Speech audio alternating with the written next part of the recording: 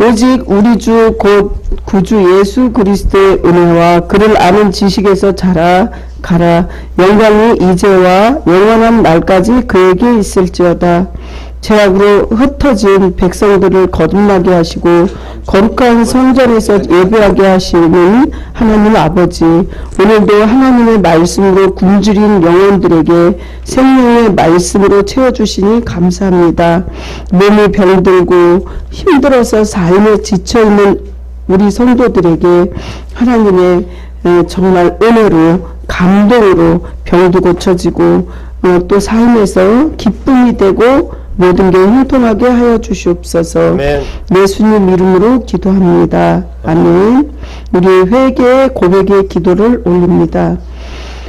생명의 길을 잃고 어둠 속에서 방황하던 저희에게 말씀의 빛을 주신 하나님 아버지, 지난 한 주간에도 하나님 앞과 형제 자매 앞에서 생각과 말과 행위로 지은 모든 죄를 회개합니다. 정말 우리가 지은 죄를 다시금 또 전철을 밟지 않도록 주님 우리를 일깨워 주시고 성령 하나님께서 24시간을 동행하여 주시옵소서. 입으로 사랑을 말하면서 사랑을 진심으로 못했던 거 용서하여 주시옵소서. 주님, 한 주간에 잘못한 모든 것을 주님 앞에 회개하오니 앞으로 이제 우리가 살아가면서 죄악과 유혹에서 슬기롭게 헤쳐나갈 수 있도록 힘과 용기를 허락해 주시옵소서. 예수님 이름으로 기도합니다. 아멘. 찬송 사도신경으로 다같이 신앙을 고백하시겠습니다. 나는 전능하신 아버지 하나님 천지의 창조주를 믿습니다. 나는 그의 유일하신 아들 우리 주 예수 그리스도를 믿습니다. 그는 성령으로 잉태되어 동정녀 마리아에게서 나시고 본디오 빌라도에게 고난을 받아 십자가에 못 박혀 죽으시고 장사된 지 사흘 만에 죽은 자 가운데서 다시 살아나셨으며 하늘에 오르시어 전능하신 아버지 하나님 우편에 앉아 계시다가 거기로부터 살아있는 자와 죽은 자를 심판하러 오십니다. 나는 성령을 믿으며 거룩한 공교회와 성도의 교제와 죄를 용서받는 것과 몸의 부활과 영생을 믿습니다. 아멘. 받으실 하나님 말씀은 시편 23편 1절부터 6절 말씀입니다. 교독하겠습니다.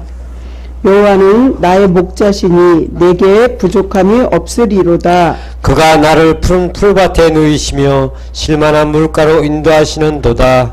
내 영혼을 소생시키시고 자기 이름을 위하여 의의 길로 인도하시는도다. 내가 사망의 음침한 골짜기로 다닐지라도 해를 두려워하지 않을 것은 주께서 나와 함께 하심이라. 주의 지팡이와 막대기가 나를 안위하시나이다.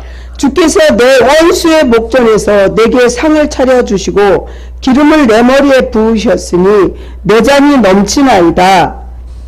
6절은 가찹독하겠습니다. 내 평생의 선하심과 인도하심이 반드시 나를 따르리니 내가 여호와의 집에 영원히 살리리로다. 아멘. 어제나 오늘이나 영원토록 변함없으신 살아서 역사하신 하나님 아버지, 한없이 정말 연약하고 또 부족한 죄인을 거룩한 날 하나님 앞에 예배 드릴 수 있게 허락하여 주신 은혜에 감사합니다.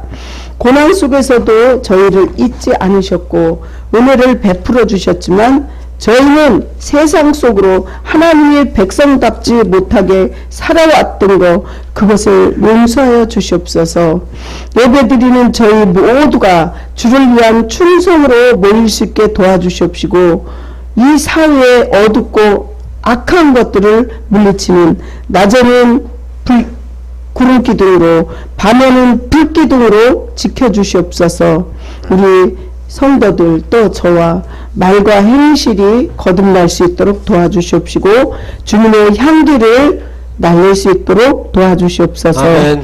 이 사회를 바라봐도 정말 우리가 만족할 것이 없고 희망이 없지만 오직 하나님을 바라볼 땐 새 생명이 우리에게 넘치는 줄 믿습니다. 아멘. 우리의 모든 허물과 잘못된 것을 용서하여 주시옵소서. 아멘. 십자가 밑에 저를 내려놓고 우리의 모든 행실을 내려놓습니다. 주님, 지금 이 시간에 아버지 이 부족한 여정은 십자가 뒤에 감추시고 저를 통로로서만 사용하여 주시옵소서.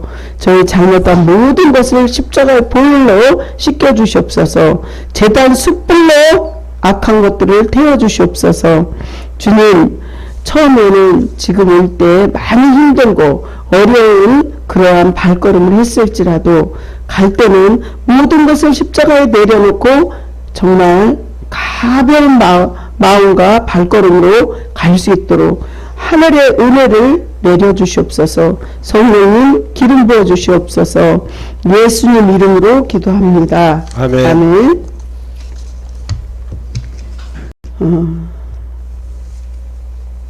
한 주간 요즘에 감기로 많이 힘든데 이렇게 감기로 고생하신 우리 또 아파서 고생하신 우리 성도님들 예수님 이름으로 사랑하고 또 축복합니다. 힘내시길 바랍니다. 아멘. 아멘. 생활의 구호를 힘차게 외치시기 바랍니다. 생활의 구호. 오늘도 주님과 함께 주님의 나라를 위하여. 오늘도 주님과 함께 주님 나라를 위하여. 아멘. 잘하셨습니다. 시편 23편은 양떼를 돌보는 목자의 이미지로 주님을 향한 신뢰를 노래한 다윗의 시라는 것입니다. 무엇보다 여호와의 집에 영원히 살겠다는 다짐하는 언약 공동체를 대표하는 다윗에게 여호와는 목자일 뿐만이 아니라 위험에서 건져주는 용사와도 같다고 말씀하십니다. 이 성경을 볼 때 저는 새 힘이 솟습니다. 제가 이 말씀을 이렇게 프린트해 갖고 제 머리 위에다 올려놓고 이제 물론 암송도 하지만 계속 되뇌이면서 이것을 보고 또 새 힘을 공급받습니다. 1절에 보면 여호와는 나의 목자시니 내게 부족함이 없으리로다. 주님이 나의 목자가 되시면 우린 부족함이 없다는 거죠. 2절을 보면 그가 나를 풀밭에 누이시며 쉴만한 물가로 인도하시는 도다. 주님께서는 말씀의 푸른 초장으로 또 주님의 말씀으로 새 힘을 공급하시며 주님이 말씀이 생수라는 거죠. 3절을 보시면요. 내 영혼을 소생시키고 자기 이름을 위하여 의의 길로 인도하시는 도다. 이 3절이 암기가 잘 안 되더라고요. 영혼, 우리의 영혼을 주님께서는 살리기도 하고 죽이기도 하시면서 내 영혼을 소생시킨다는 거죠. 하나님께서는. 그리고 어떻게 하냐면 자기의 이름을 위하여 의의 길로 인도하신다는 거죠. 오늘 이 말씀에서 정말 쉴만한 물가로 인도도 하시고 또 푸른 초장으로 누이기도 하시고 또 주님의 말씀으로 나를 소생시키시고 또한 의로운 길로 이끌어 주신다는 거죠. 우리 삶이 여러분들 그렇게 호락호락하지 않아요. 너무 힘들 때가 많아요. 여러분들은 더 힘들고 괴로운 줄 믿습니다. 그렇지만 오늘 이 말씀을 갖고 힘내시라고 이 말씀을 묵상하고 이 말씀으로 다시금 일어서라는 거죠. 정말 성도들은 제 길만을 고집하고 있어요. 근시안적으로 볼 때 혼자 자신의 방어할 능력도 없습니다. 사람들은요 굉장히 외로움도 타고 무언가를 의지하려고 하는 그런 본성이 있다는 거죠. 그러므로 삶이 조금 부딪히거나 힘들면은요 겁부터 낸다는 거죠. 하나님께서는 양과 같은 우리 성도들을 위해서 밤낮으로 이렇게 고된 목자 역할을 하신다는 것입니다. 그렇습니다. 은혜를 아는 사람들은 부족함이 없다는 것입니다.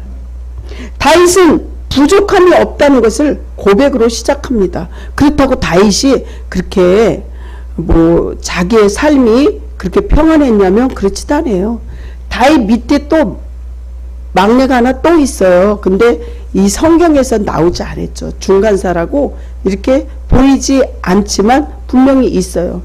굉장히 어렵게 살았어요. 그리고 목동을 했습니다.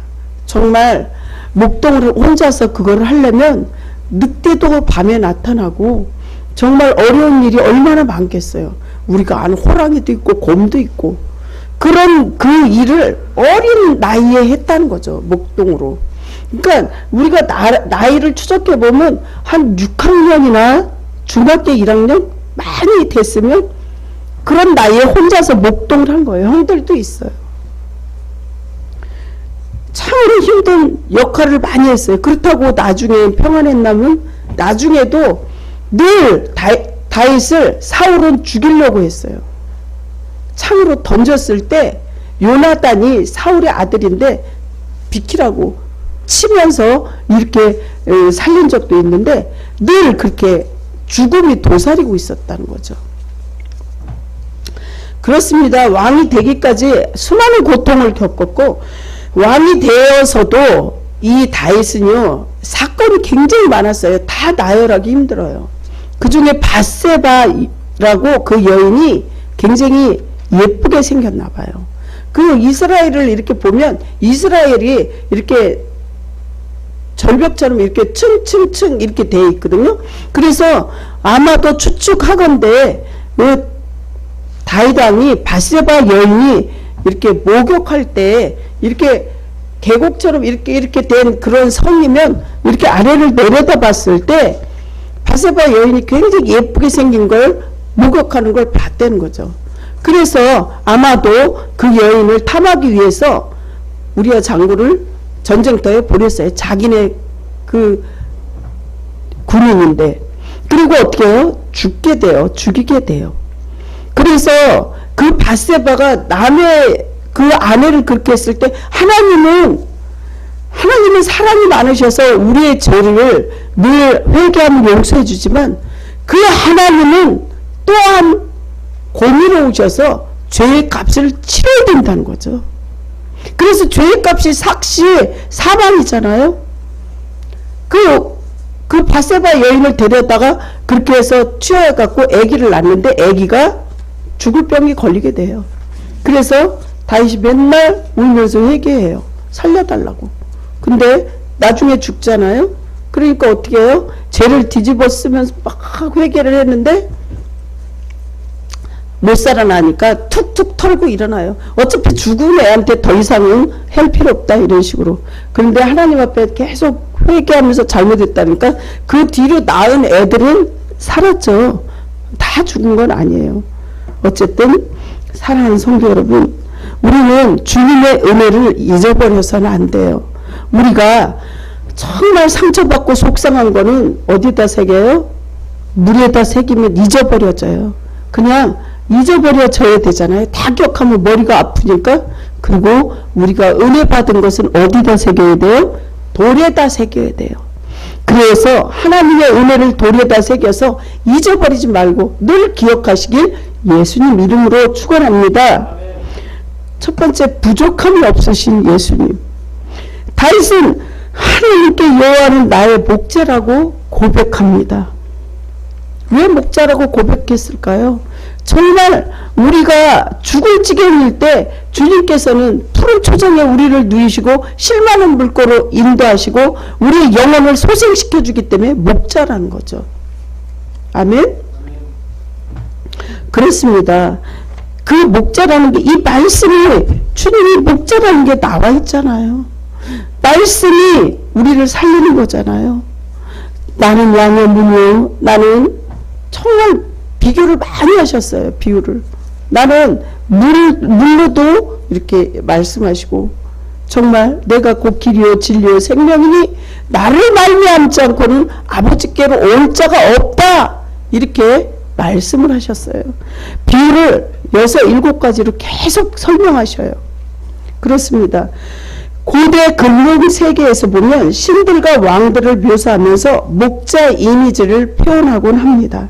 이는 고대인들이 권위와 통치의 상징으로 목자를 이렇게 잘 이미지를 활용한 거예요. 이런 맥락에서 다윗이 여호와를 나의 목자라고 부르게 된 거죠.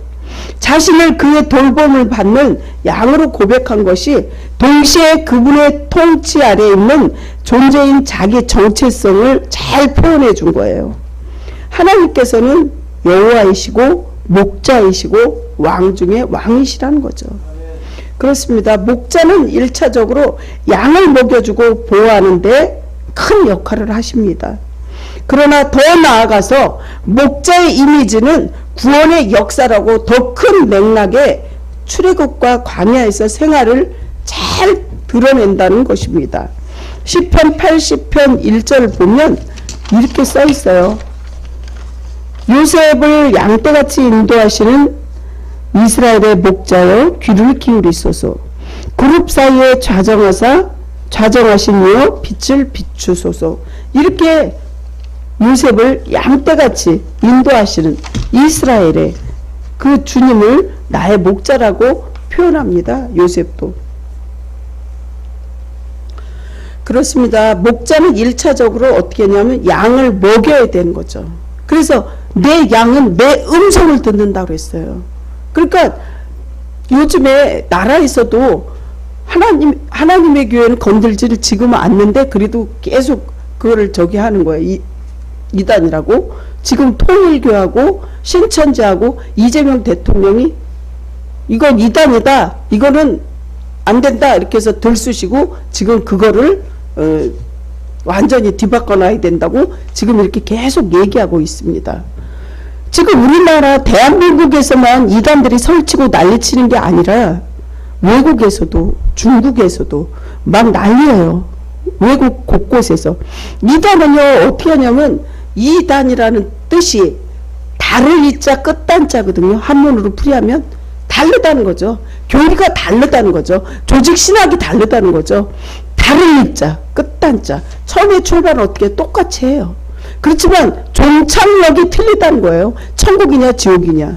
구원에 그게 없어요. 왜냐하면 성경에서도 분명히 얘기하지만 예수님 외엔 사람은요 구원을 할 수가 없다고 그랬어요. 다른 이로 구원할 수가 없다고 그랬어요. 신천지는 뭐예요? 신천지는 이만희가 자기가 예수님이라고 그래요. 하나님이라고 그러고 여기 이단이나 여기 가까운데 뭐 거기도 장길자가 하나님 어머니라고 그러고 또한 그 여기 지금 통일교에서도 그 엄마라고 그러잖아요. 그 여자분이 그분이 16살 때 결혼했어요. 그 통일교 그 문선명하고 그러는데 23살인가 그 정도 나이 차이가 나요. 그래가지고 결혼해가지고 아이를 10몇 명을 낳았다 그러잖아요. 그분들은 사람이라는 거죠. 사람을 구원할 수가 없어요. 어떻게 사람이 사람을 구원해요. 여러분들 이 성경을 읽으시고 정말 정신 차리셔야 돼요. 지금 마지막 때라 하나님이 다 들쑤시고 정신 차리라고 지금 이렇게 하는 거예요. 그 사람들 추출해 낼 거예요. 지금 정광훈 이분도 지금 잡아뜨렸잖아요. 자 보세요. 그래서 영적으로 분별력이 있어야 된다는 것입니다. 이런 맥락에서 다윗이 여호와는 나의 목자라고 분명히 얘기해요. 여러분들 하나님 말씀을 잘 듣고 성경도 읽고 기도도 해야 돼요. 그래서 다윗은 고백할 때 자기 조상들에게 행하신 구원의 행위에 근거합니다. 다윗은 목자이신 여호와 덕분에 나는 부족함이 없다 이렇게 성경에 써 있잖아요. 시편 23편 1절에 보면 여호와는 나의 목자시니 내게 부족함이 없으리로다. 정말 이게 가슴에 와닿아야 된다는 거죠. 말씀으로 하나님 한 분, 주님 한 분이면 됩니다. 이런 마음이 되어야 되는 거죠. 그렇습니다. 이것은 동시에 다윗은 조상들에게 여호와 나의 하나님, 이 말씀이 우리 가슴에 감동이 되며 여호와가 40년 동안을 광야 생활할 때 필요한 모든 것을 공급하셨다는 그 말씀입니다. 이스라엘 백성들을 40년을 모세가 가나안으로 이끌기 위해서 이렇게 광야 생활할 때 낮에는 불기둥으로, 왜 그러냐면 이스라엘 가봤거든요. 제가 굉장히 더워요. 밤에는 추워요. 거기를 이렇게 보면요, 다 진짜 이 사막이에요. 사막. 땅이 어디 끝이 없어요. 이렇게 쳐다보고 저렇게 쳐다봐도 나무는 없고 사막이에요. 그 더운 낮에는 구름기둥으로, 더우니까 한 20, 30도 차이거든요. 그러니까 구름기둥으로, 불기둥으로 이렇게 지켜주신 거죠. 저녁에 너무 추우니까 밤에는. 그렇습니다. 하나님께서는 행하신 일을 회고하면서 구구절절하게 당부의 모세와 고별 설교를 떠올리지 않을 수가 없어요.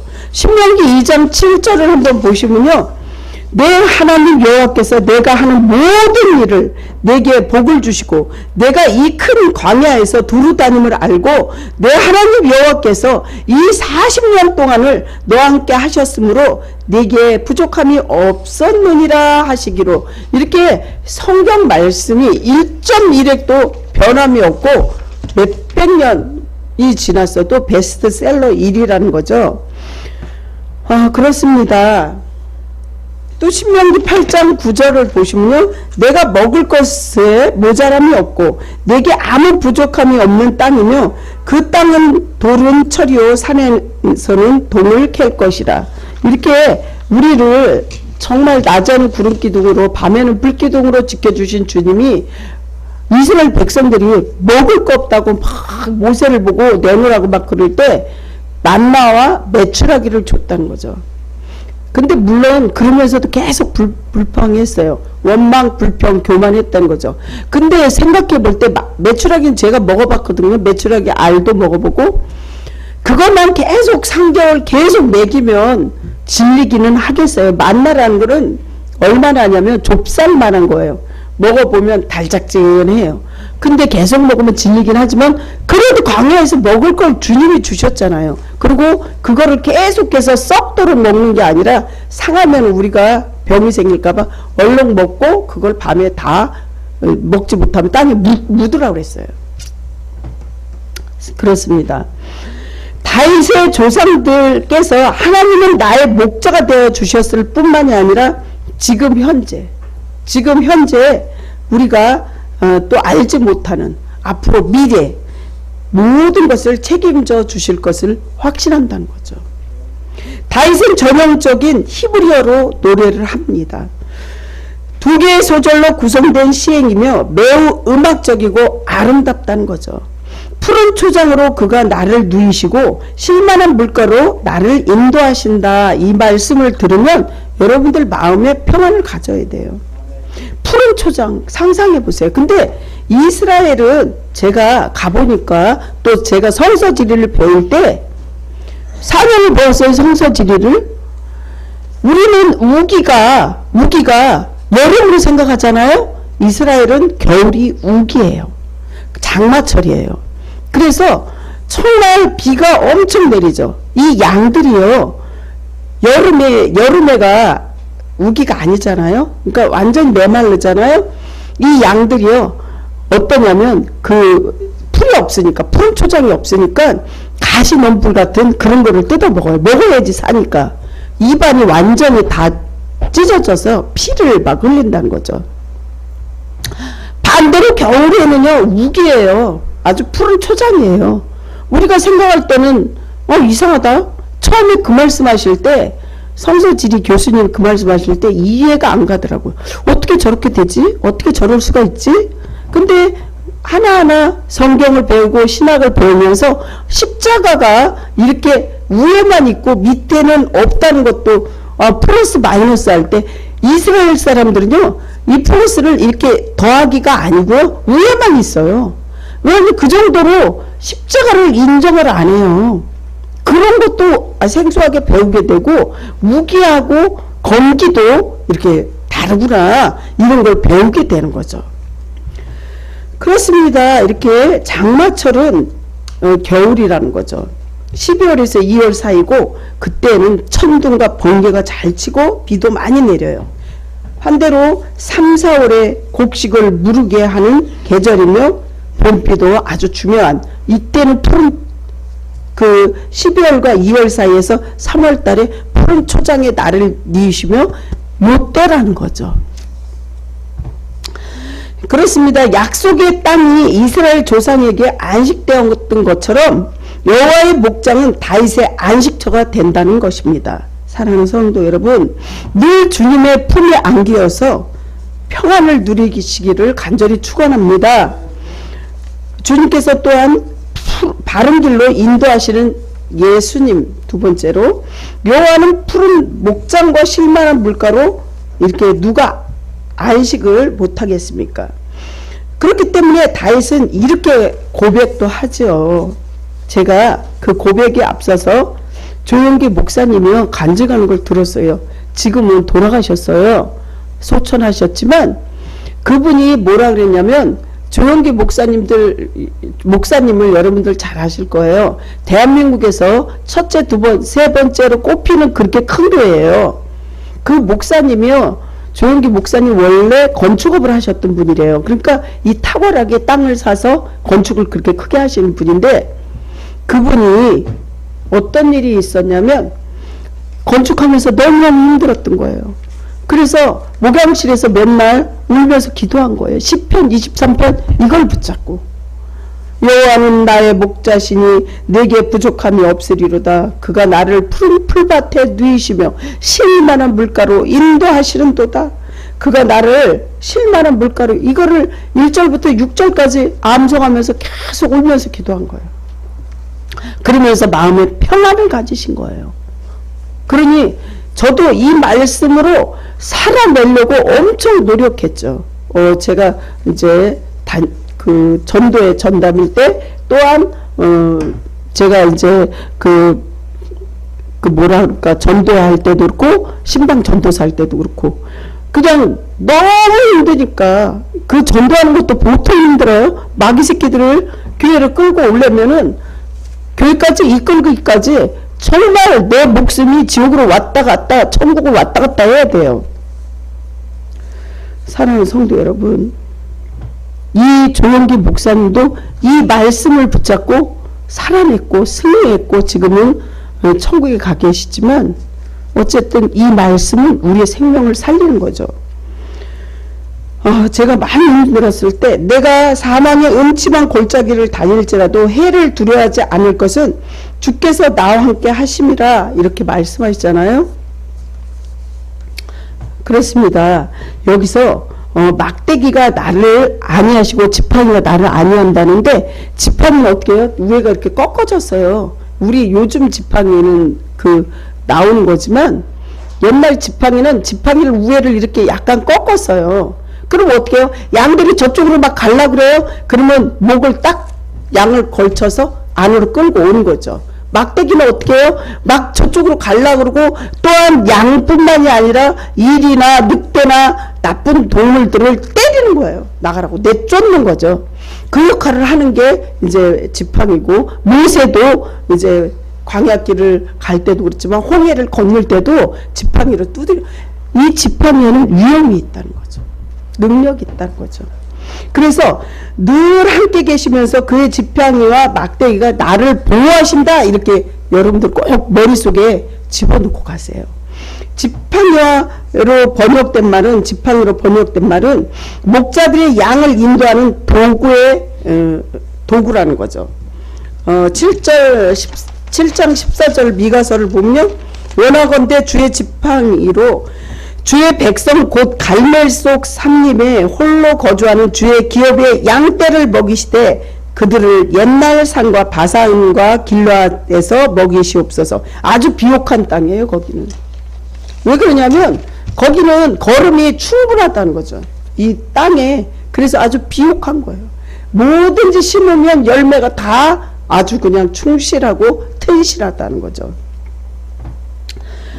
그때 당시에 팔레스타인의 지역의 목자는 들짐승으로부터 양을 보호하는 막대기와 양들을 돌보는 손잡이 구부러진 지팡이를 갖고 다녔습니다.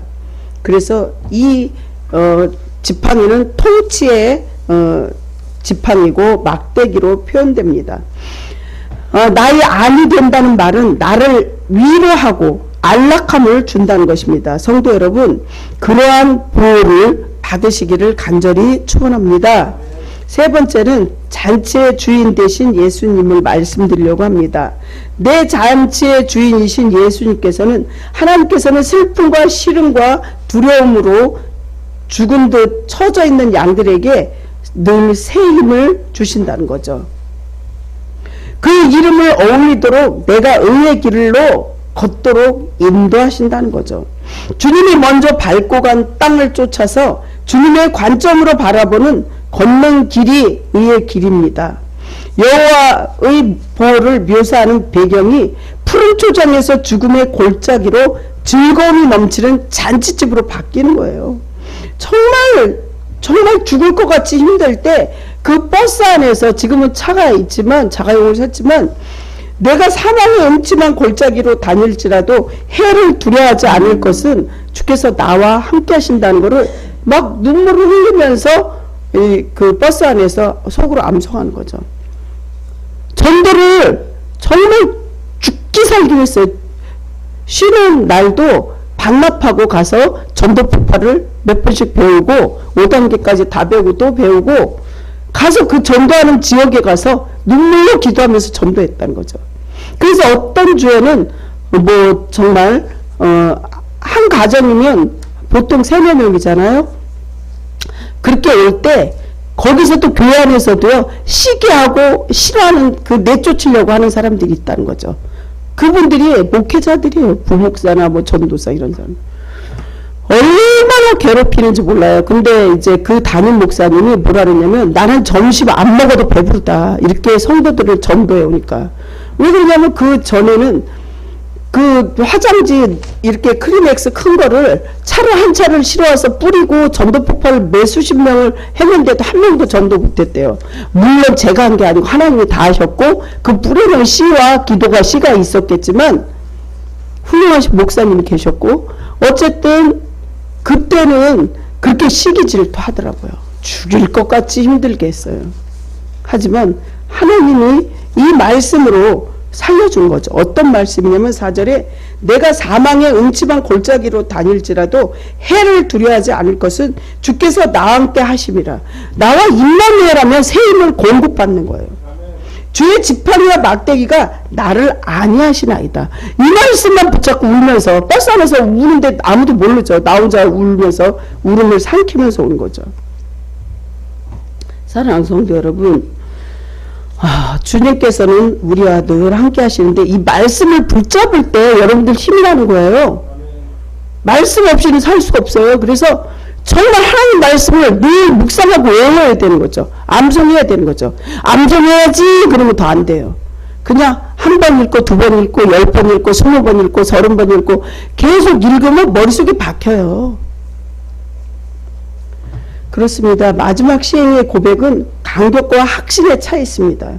다윗은 2가지를 확신합니다. 선하심과 인자하심이 나를 뒤따를 것인데 살아있는 내 온 생애 동안 함께 한다는 거죠. 저희 그 권사님이 어저께까지 너무 아파서 주일날 교회 못 갈 것 같았어. 아까 그러시는데 뭐라 그러시냐면, 주일날인데 하나님이 나를 살려주셔서 오게끔 해주셨어. 하나님이 함께 하신다는 거죠. 사랑하는 성도 여러분, 그렇습니다. 이는 잔치를 베푸신 여호와 그분의 집에서 그분과 함께 지속적인 교제를 나누는 그림입니다. 시편 23편은 마치 나는 선한 목자라, 요한복음 10장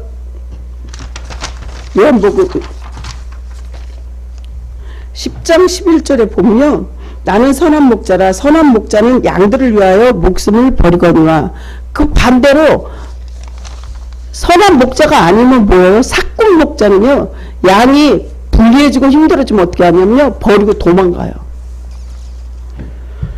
말씀 마무리합니다.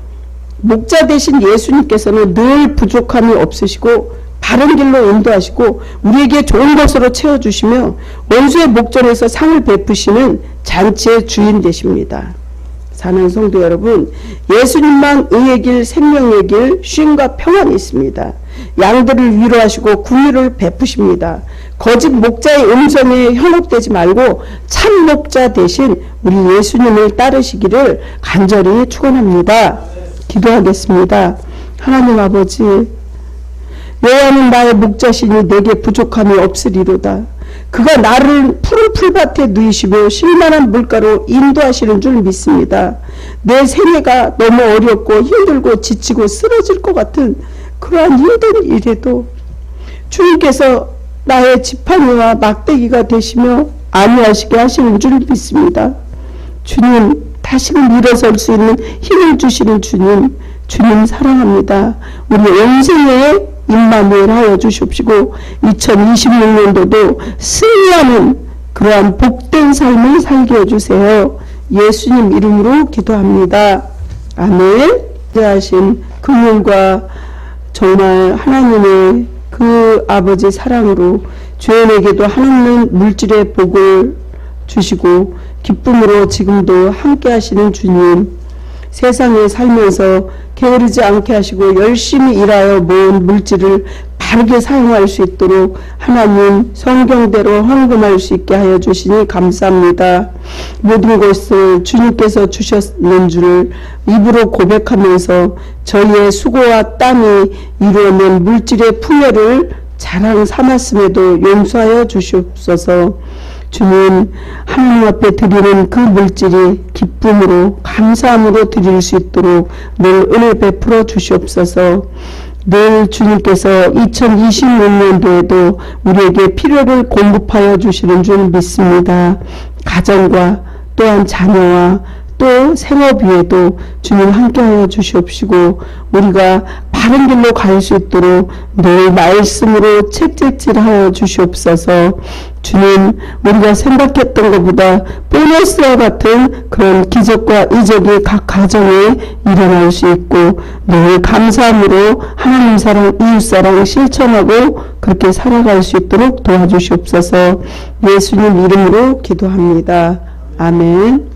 지금은 우리를 만 가지 죄에서 구원하시기 위하여 십자가를 지신 예수 그리스도의 은혜와 구원의 역사를 계획하시고 섭리하시는 하나님 아버지의 진실하신 사랑하심과 이를 믿고 전하도록 도우시는 성령님의 위로와 역사, 교통하심이 예배를 드리고 돌아가시는 주의 백성들 머리머리 위에 가정과 또한 세워주신 기업 위에 영원 전부터 영원까지 함께하여 주시옵기를 간절히 축원하옵나이다.